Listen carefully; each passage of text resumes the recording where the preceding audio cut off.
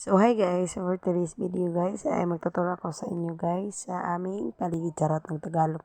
So bitaw guys, karon dai guys, ako lingaw guys. So iturta mo dres ang palibot guys. So diri daing napita guys, nantay sibuyas diri guys. So panindot sa atong view. Tapos ay lemon diri guys, free lemon na siya guys free ra na siya guys. Shoutout po ko sa akong palibot diri guys. O batay itagnaw guys. So akong anak guys, hi guys kuno guys. So napatay litos diri guys nga gilabay na nila guys. So mapuslan pa man sa atong gipunit guys. So napatay iro diri guys na so nga way lingaw guys.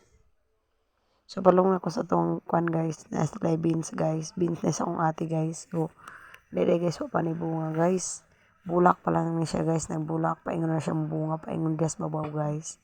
So mo guys, kung kabantay mo guys atong last na akong vlog guys kanang harog pa ko ani guys, ako pa ning giharugan guys. So karon guys wala guys, nakapot na siya guys, then namunga na hapit na siya hapit na siya kuan guys, mamunga guys, hapit na ta makapupo.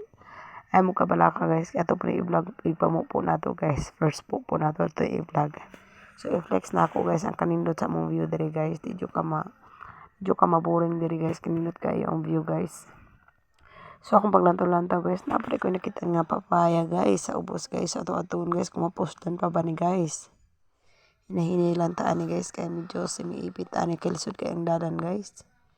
So akong pagyangod guys, usi kay guys, kaya di na day mapuslan kay ikaw na day sa kabug. So thank you for watching guys.